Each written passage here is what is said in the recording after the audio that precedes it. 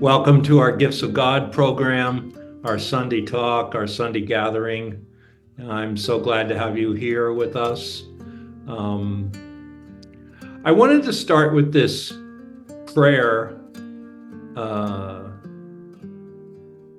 that's very important.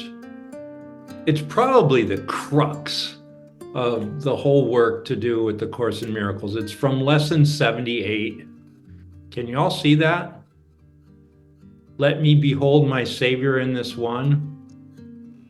Okay, can you all see that? Yeah. Well, this is from lesson 78. Let miracles replace all grievances. And we've had a lot of people comment since the election, that they either want to kill themselves or they want to leave the country. And of course, everybody has free will. They can think what they want. But I've told a couple of people that we know, and one of them works in the government, and they were very disconcerted after the election. I said, well, what if we put Donald Trump in this exercise, right? Let me behold my Savior in this one you have appointed as the one for me to ask to lead me to the holy light in which he stands, that I may join with him. Now, this is designed, even in the lesson, you're supposed to pick the person that you perceive as your enemy, or the person that activates you the most, the person that you have most of your judgments, your grievances towards. You're supposed to intentionally pick this person, right? And plug them into this exercise. Well, first it says, can you just see a little bit of light in that person? Can you see one positive quality, one positive aspect that you're willing to admit this evil person has, this one good quality, and focus on that? And then it asks you, well, if you can find one good quality, could you find two? And then start to see a little bit of light around this person. Can you start to see their goodness? And then at the end of the lesson 78, it has this prayer: let me behold my Savior in this one you have appointed as the one for me to ask to lead me to the holy light in which he stands, that I may join with him, that I may join with him. So this Course in Miracles, of course, is not for the faint of heart. And it's not for people that want to maintain their thought system of grievances or judgments or thinking I'm right and they're wrong. What if we just got to the point where we admitted we don't understand anything? That's lesson number 3, I think. I do not understand anything I see. I think those first lessons are so important. And, I often ask myself, well, what set my teacher, Tara Singh, apart from all the other teachers that taught the Course in Miracles, including many of them fairly well known and out there? Well, my feeling is that he mastered lesson number 1. Nothing I see means anything. And he was able to bring his mind to silence. He was able to transcend thought itself and be in this other space of emptiness, of silence, of stillness. And because everything he shared was from that emptiness, that space, what he said was true and had the power of that truth behind it. It wasn't words about the Course in Miracles. It wasn't words that were aspiring to bring the Course into application. They were words that had brought the Course in Miracles into application. So they had that vibration, they had that power behind them. They had that truth, that energy of truth behind them, because he had applied the lesson. He would be the first to admit, when looking at the whole political scene, it's not understandable, he would say. It's just not understandable. So don't try to understand it. And that's the problem, isn't it? We want the system to fit within our structure of what we think we understand. And then we make all kinds of judgments based on that. Oh yeah, he's the right one, he's the wrong one, he's the good guy, he's the bad guy. And that duality of conflict perpetuates in ourselves. So how would we step out of that? How would we step out of that conflict? Because, we have an election and everybody's all excited and everybody wants their candidate to win, and there's all kinds of craziness that goes on months and months ahead of time. And, talk about expenditure. Both sides throw tons of money at convincing the populace that they're the one to vote for, right? Then the election comes and the vote takes place, and then half the population's pissed off and half the population's jumping for joy. And it could just as easily be flipped around the other way. So that whole system could very well be meaningless thought, no matter who gets elected. It's still meaningless thought. My meaningless thoughts are showing me a meaningless world. God did not create a meaningless world. So how do we see the God-created world when we're so attached and so preoccupied with the meaningless world and our thoughts about it, and trying to understand it, and trying to get the upper hand, and trying to put our candidate in the front? You see what I mean? Like, that whole system may very well have no answer to it whatsoever. I think Tara Singh realized that. He had been friends with people like Mrs. Roosevelt and Gandhi and Nehru, and he was on the upper echelons of those circles when he came to the US. And that was in the early 50s. India had just got its independence and the war was over. America was kind of the top of the heap. And he came here. He wanted to see what's the impact of science on society, because he knew that India needed to industrialize, and people at high levels knew that too. So he came here to see for himself what the Western world looked like in this context.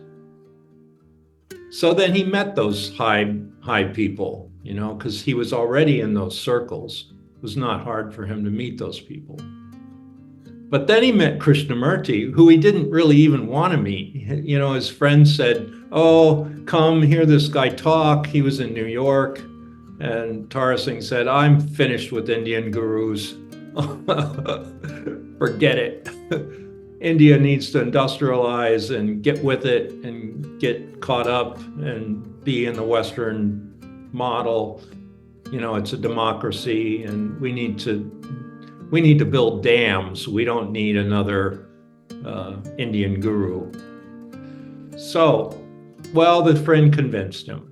So he went to hear Krishnamurti. And the first thing Krishnamurti said was, politics never solve the problems of man. Wow. So Tara Singh heard that, and then he had to think about it. Like, well, did politics ever really solve the problems? Or did it just move around the furniture, you know? Just, we're going to move the furniture over to this side of the room and call it Republican. No, we'll move the furniture over to this side of the room and we'll call it Democrat. And did politics ever solve the problems of man? That was back in the 50s. And now we're what, 2024? That's 74 years later. Has politics solved the problems of man? We still have a terrible war in the Ukraine, terrible war in Israel, political strife, economic strife. There's been politics the whole time from then to now. Did it get better? So we move the furniture around, we think we're doing something, and then maybe we're doing nothing. And then the Course in Miracles comes and says, your meaningless thoughts are showing you a meaningless world. You don't understand anything you're looking at. You have no peace of mind. You think you do, but you don't.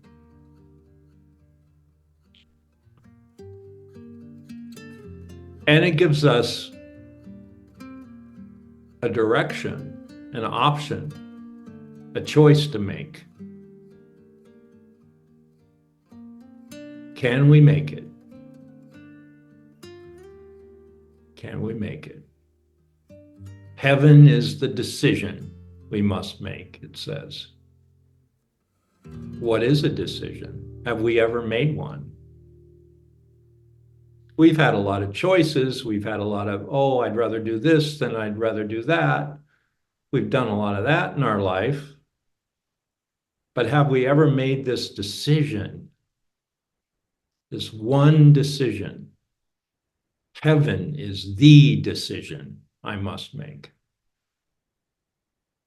It doesn't say a decision you make in the midst of 50 other ones. No, it says the decision. Heaven is the decision I must make. And Tara Singh would probably say,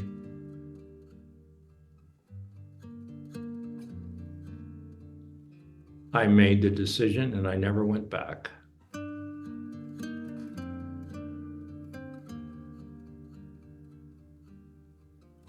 He heard what Krishnamurti said, politics never solve the problems of man.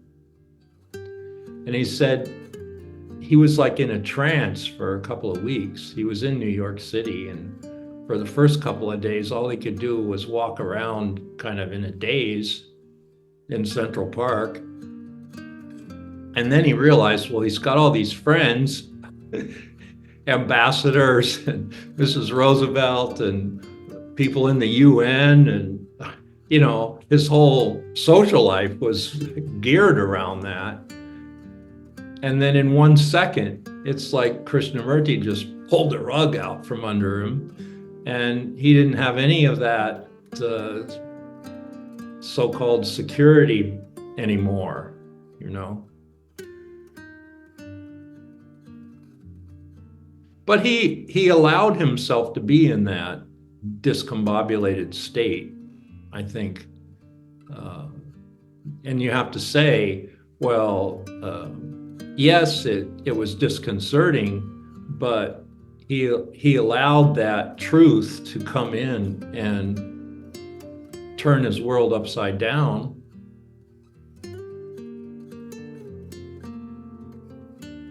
And it did. It's not that he ended those relationships, you know, abruptly. He still had those people in his life. But he saw that his direction had to change. And then it did. And I think he said to Krishnamurti, well, I have to see you again, and where are you, and blah, blah, blah. And he said, well, I live in California, I'm in Ojai, and you can come see me there. And do you have the means? He said, hell or high water couldn't keep me away. So I think I'm not sure about all the chronology, but he did have to go back to India. His parents had died. He had to find, marriages for his sisters. He had 5 sisters. He had to help them get their life together. And so he did do that. And that was a process. But basically, he became Krishnamurti's student at that moment, and then continued to be that for 30 years until he met Dr. Shukman. Dr. Shukman was another force in his life. He said he was in this fellowship in Virginia Beach. Paul Solomon had this fellowship, and he was working there. And Judy Skutch had come to that area because also the Edgar Cayce Foundation is there, and they wanted to share this Course in Miracles with the people at the Edgar Cayce Foundation in Virginia Beach. So Judy Skutch came to give a lecture, and somehow by accident, Tara Singh said he found this copy of A Course in Miracles. He was in a doctor's office or a chiropractor's office or something, and he saw this Course in Miracles, and he opened it up, and it said, "Nothing real can be threatened, nothing unreal exists." And he said, these are the most powerful words I've ever read in the English language. And that this, whatever this thing is, must be a scripture at the level of the ancient Indian scriptures. Like the Vedas, the Upanishads, those kind of things. And he said he recognized immediately this writing, whatever this was at that level. And it was in English, which is kind of unheard of, like we're just not that wise to come up with stuff like that, right?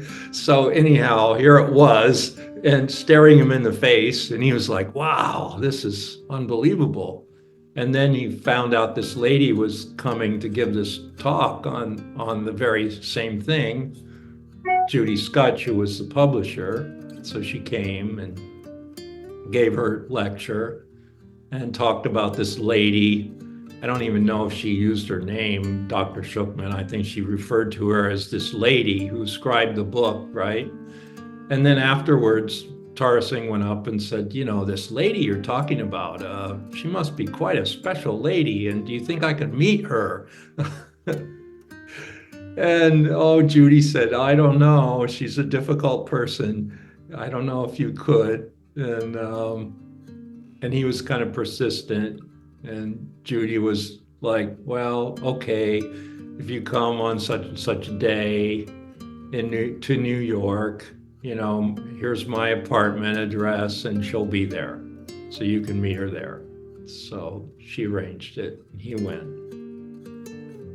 And I won't get into all that, but long story short, then she became his teacher and groomed him to share the Course. And in my opinion, he was the real one.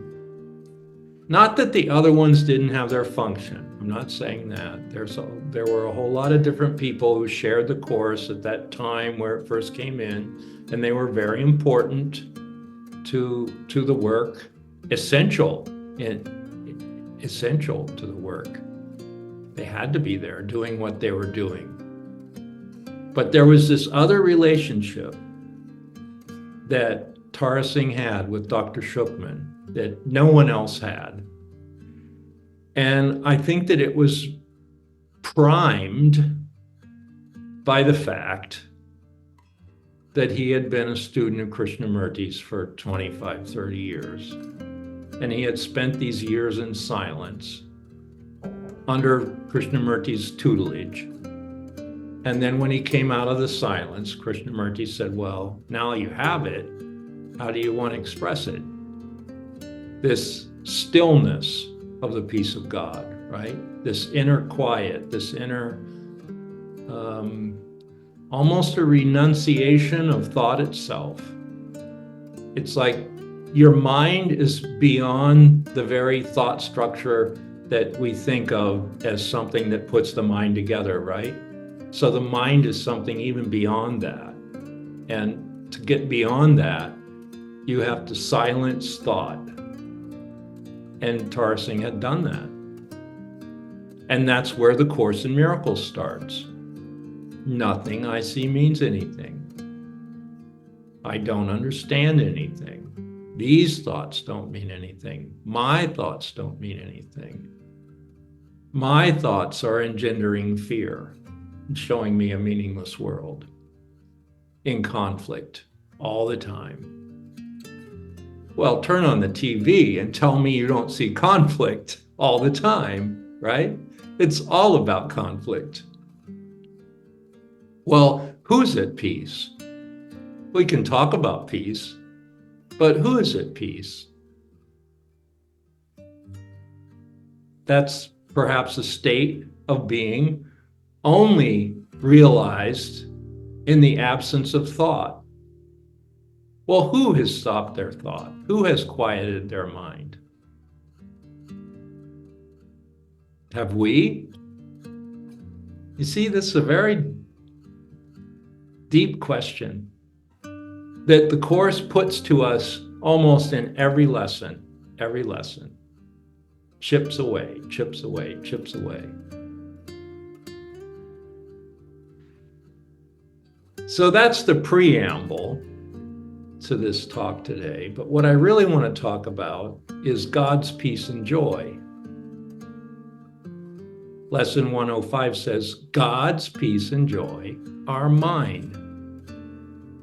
Right? God's peace and joy are mine. Take a breath. You know, when it says heaven is the decision I must make, well, what would the heaven look like? It would have to be peace and joy, wouldn't it? Heaven, it doesn't have opposites. It doesn't have wars. It doesn't have conflicts. It doesn't even have questions. It doesn't even have doubts and insecurities. You know, all the things that thought dream up, thought dreams up politics, and then Democrats and Republicans that are in a perennial fight or whatever. You've got your own parties over there, Adrian. Labor Party and the House of Lords and all that. So, you know, it dreams up these opposites. And then we think the opposites are more real than anything else. And we get so preoccupied with that. And then before you know it, we're sucked into the debate too. We're sucked into the conflict too. Oh, I'm so happy that this candidate won. Oh, I'm so unhappy this candidate won. You know, we're pushed around this way, that way. Could you say we have our own mind in that system? The stillness of the peace of God is mine. God's peace and joy are mine. It's a kind of a claiming, isn't it? And how do we claim it? How do we claim it? How do we claim it and have it be our actuality, not just our wishful thinking? We would all say, oh yeah, boy, I'd really like that divine peace and joy. I'd just like to have that, right? I don't think there's one of us that would say we don't want that in this group. We'd all say we want that. We'd all say we're even willing to give a major portion of the attention of our day to that, and lead a quote unquote spiritual life. We'd all say we want to be on that march or that walk. We want to be on that journey to that end. So let's make sure we're on it, and let's make sure we're going the right direction, and let's make sure that we're doing the things or undoing the things we need to in order to realize God's peace and joy are mine.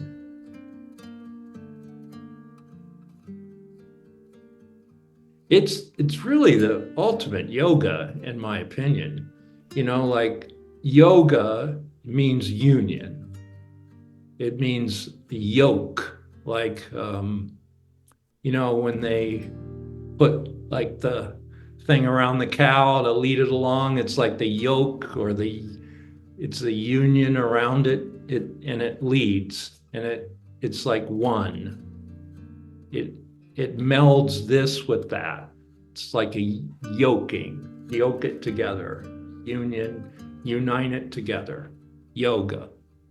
Well, what are we uniting together? You can do all kinds of exercises and do all kinds of asanas. And that would be good. You'd probably have a very healthy body. But then you could go home and get mad at your wife. And what good did all those exercises do, right? So like, to me, the Course in Miracles is the ultimate yoga, in my life anyway. And what is it trying to unite together? What is it trying to join together? Joining. Well, it's trying to join this individual mind that we seem to have. We all seem to have an individual mind that we think with, right? Then we find out, well, my mind's not all that much different than yours. You have the same fears and the same desires and the same insecurities and the same aspirations. Your mind is pretty much similar to my mind. So at least there we're kind of one. But then what is this melding of the mind with this individual mind, with this universal mind? Universal mind, or this holy mind, or this sacred mind, or this infinite intelligence. If you don't like the word God, let's just call it infinite intelligence, that is the creator or the impetus behind all of the life force that has manifested this universe, right? There's a life force, it's manifested this universe. And let's just call that infinite intelligence. And we have a little bit of intelligence, and we want to meld our little bit of intelligence with this universal intelligence. Now, to me, that's the ultimate yoga. That's the ultimate yoking of our awareness, our little awareness, with the universal awareness. And then when you achieve that, many people call that enlightened.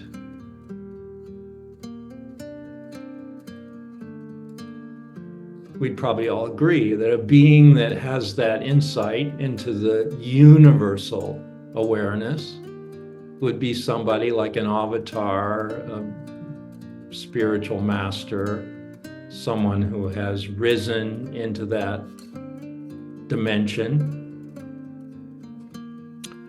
And to a certain degree, that's our inspiration. That's our aspiration. We're aspiring to that. We may not be there, but we recognize those people who made it. There's something around them that's a lot different than other people, and they've made that connection. and they're remarkable, and they're beautiful. That's why I wrote that book, The Master is Beautiful. One day I realized, well, why are we so drawn to these masters?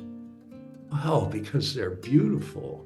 They're just beauty, pure beauty. You know, I heard people talk about Babaji, meeting Babaji, and they said the same thing. He was just so beautiful to look at. I had the same experience with Tara Singh. God, I could just listen to him talk for hours, and he was just so beautiful to look at. So that's something. All right, so let's bring it back. God's peace and joy are mine, not mine and not yours. Any one of us could say that, and that would be a true statement. God's peace and joy are mine. So we have to claim it. And then, you know, it's very clear, like the lessons leading up to that. God's will for me is perfect happiness. It's lesson 101. Then I share God's will for me for perfect happiness.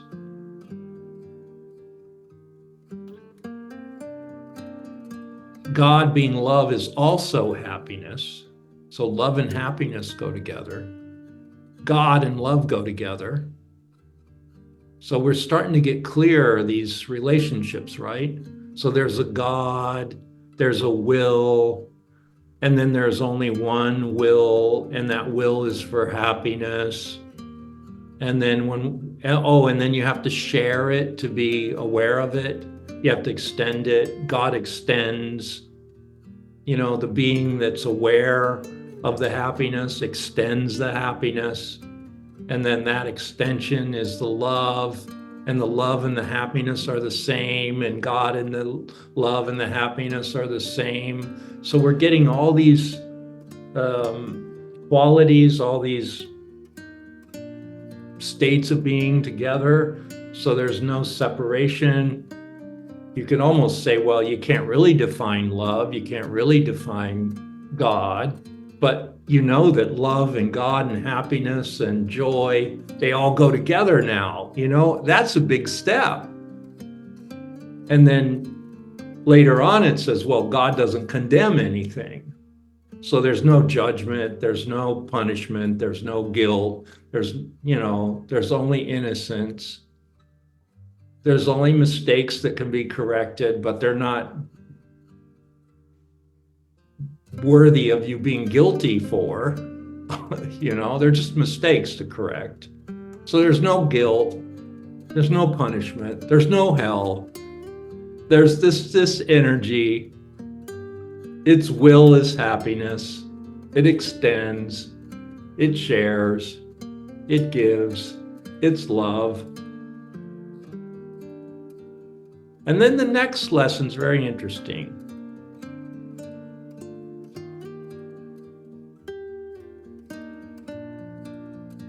It talks about truth.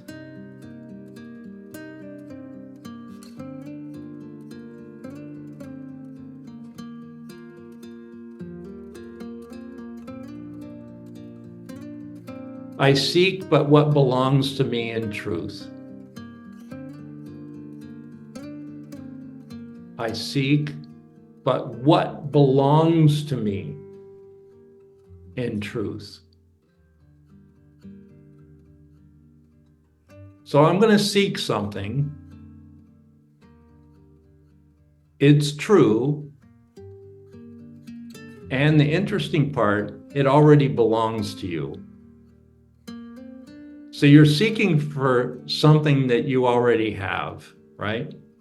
Often we associate seeking with something we don't have. Oh, I don't have something, and I'm going to seek it, and I'm going to find it, right? Well, this is like totally like the Course often does. It seems like a paradox, but it's not. It says you're going to seek, but you're going to seek something that you already have. Therefore, it's impossible for you to not find it because you already have it. Do you see what I mean? Like if you were seeking something you didn't have, there'd be a possibility you wouldn't find it. But if you're seeking something you already have, it's like you'd have to be a total idiot not to find it. I mean, we are that. We are total idiots most of the time, but isn't it good to know that what we're seeking, we already have? Well, when I read that, I thought, well, that's really good that I seek but what belongs to me already in truth. Well, and then if you're really still, if you're really in that space where you've stopped your mind enough, and you see, wow, God's will for me is perfect happiness. So, of course, anytime I'm mad or angry or upset, that's not God's will, right? You get that real clear, real fast. If God's will for me is happiness, then it's certainly not God's will for me to be upset with the election and pointing the finger and saying, oh, God, we're going to hell in a handcart because this guy's president now. No, you're not going to be thinking like that. You're going to be thinking, well, just wrap it into the happiness somehow. Wrap it all in there because only the happiness is there. God's will for me is perfect happiness. There is no will but God's will. Nothing exists outside of that will of truth, of creation, of the Creator.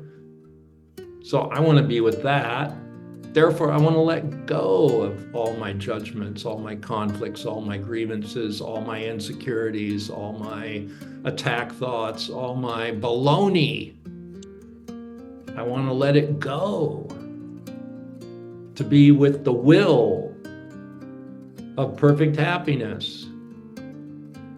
And then when you get close enough to that you know it's a real thing, you say, well, I share it. And then when I share it, I increase it. That's another principle.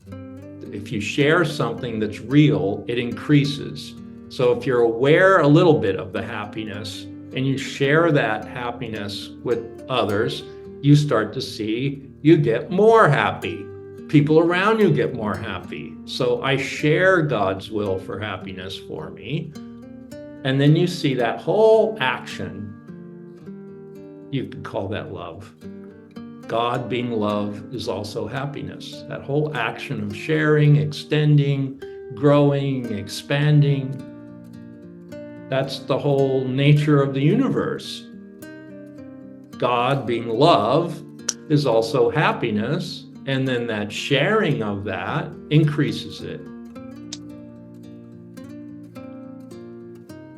And then you say, well, I've been seeking for this. I've been seeking for this thing called enlightenment, called God, called love. And then it tells me, I already have it. I seek but what belongs to me in truth already. So then you say, well, what's the truth? What's the truth? Then the next lesson comes along and says, God's peace and joy are mine. You have to claim it, and you do.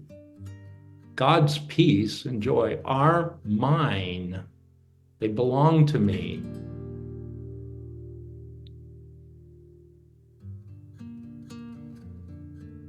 Well, you've tried to claim insecurity, conflict, judgments, attack thoughts, grievances. You've been trying to claim those all your life. I have been too. Let's unclaim those and claim the truth. I seek but what belongs to me in truth, in truth. Well, the truth is God's peace and joy are yours, and anything other than that is not God's will for you, therefore not the truth. Therefore, stop seeking not the truth. Stop seeking it.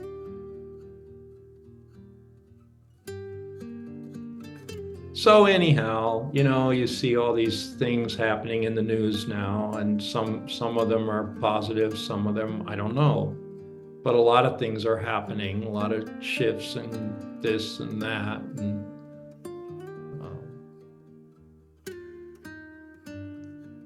I don't know if we can get over this polarization that seems to be so natural in modern life without stepping out of it. I mean, you don't want to be a monk in a cave. That's not the answer either. We're beings who are engaged. And I think modern life has put us there in that engagement with all the tools of engagement, all the rules of engagement. So we are engaged. And how do we be in the world but not of it? It's important that we're in the world. It's important that we're not of it, like the world I see holds nothing that I want. Beyond this world, there is a world I want, and it's impossible to see two worlds. Beyond this world, there is a world I want. And the world I see holds nothing that I want. So what is this other world, right? that I want to see while in the world?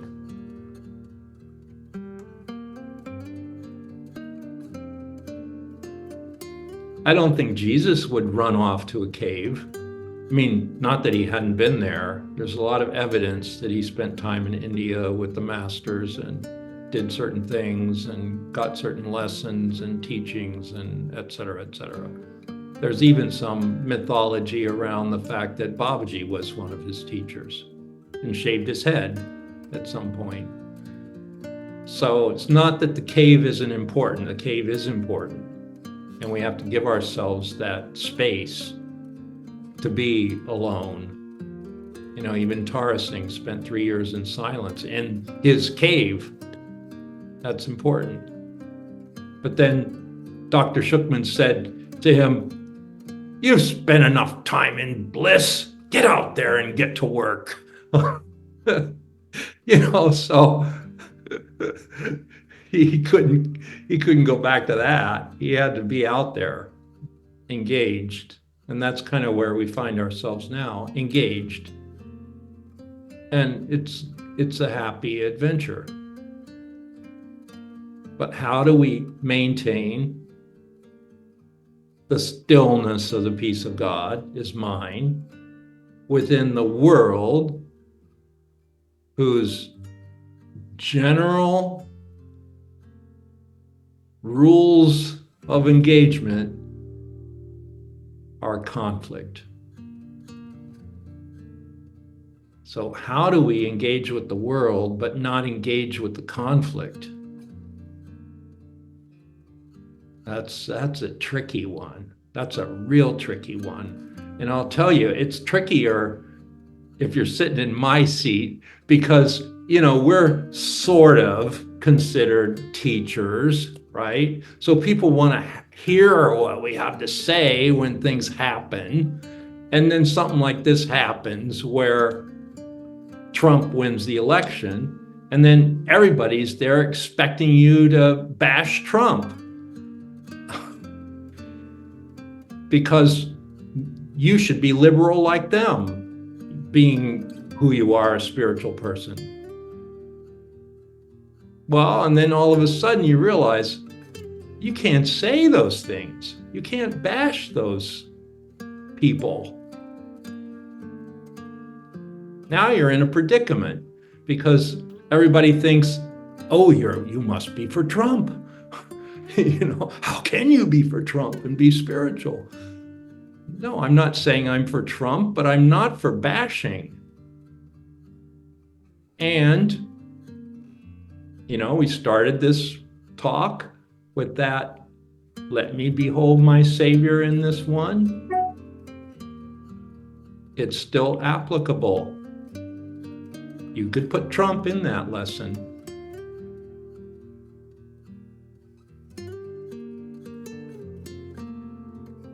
And you would gain something by doing it in your own awakening.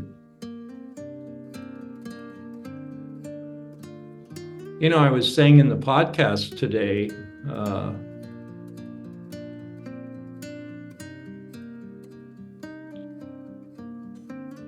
you think the saint has a problem in the middle of a war?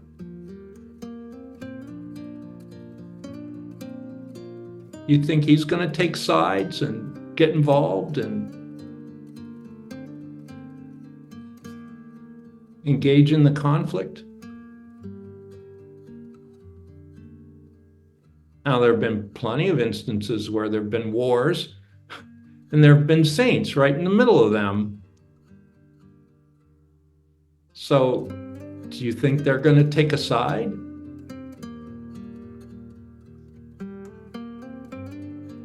Absolutely not. They're going to probably ask, okay, who needs the water? Pick up the wounded. They don't care what side they're on. Find homes for these children. Get as many people out as you can. They recognize that insanity is raging, but they also recognize that there has to be another action that's not insane.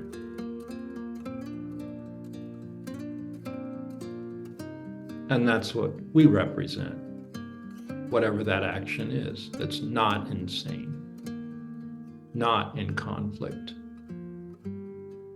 not taking this side or that side and trying to make a case.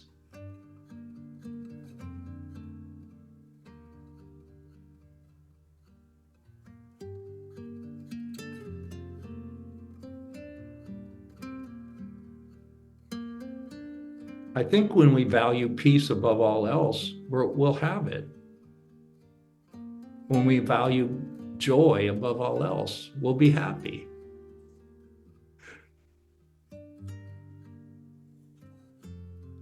In those lessons, what did you think they were talking about?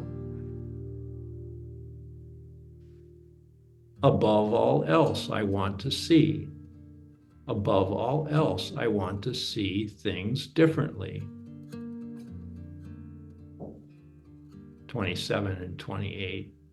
Then it says, God is in everything I see. Well, what would that look like if you saw God? You're face to face with God. Well, you asked for it. Was that true when you said, above all else, I want to see? Above all else, I want to see things differently? You asked for it if you studied that lesson, those lessons. And then what do you think you're going to see? Well, Jesus tells you in the next lesson, God is in everything you see. God is in everything you see because God is in your mind. Well, is that true? Would attack thoughts be in your mind if God was in your mind? Would bashing Trump be in your mind if God was in your mind? Would you deviate from the stillness of the peace of God in the middle of a war?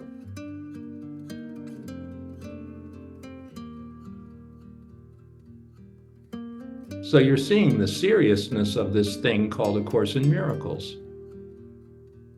When it says above all else, that means above all else. Everybody else can be thinking all this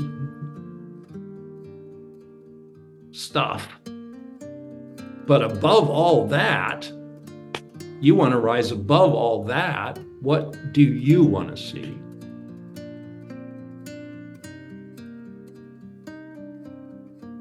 What do you want to see? Because you see the meaninglessness of all that, this versus that. Meaningless thought, showing a meaningless world. That politics has been engaged in thousands of years. And that's how Krishnamurti could say, well, it never solved the problems of man for 5,000 years. Why do you think it's going to do it now? You need another kind of vision. Above all else, I want to see. And what is that you want to see? God is in everything I see. If that's true for you, hope it is, then the stillness of the peace of God is yours. God's peace and joy are yours. And you seek what's already in you. I seek but what belongs to me in truth. It already belongs to you. You already have it. There's nothing in the way of you claiming that, and you claim it. And you won't deviate from that ever again. The stillness of the peace of God is mine. God's will for me is perfect happiness, and I gladly make my will one with my Creator to be happy. What could be better? Then you could say, heaven is the decision I must make, and I make it now. And I'm not going to unmake it. You make it once, and then like Tara Singh said, you never go back.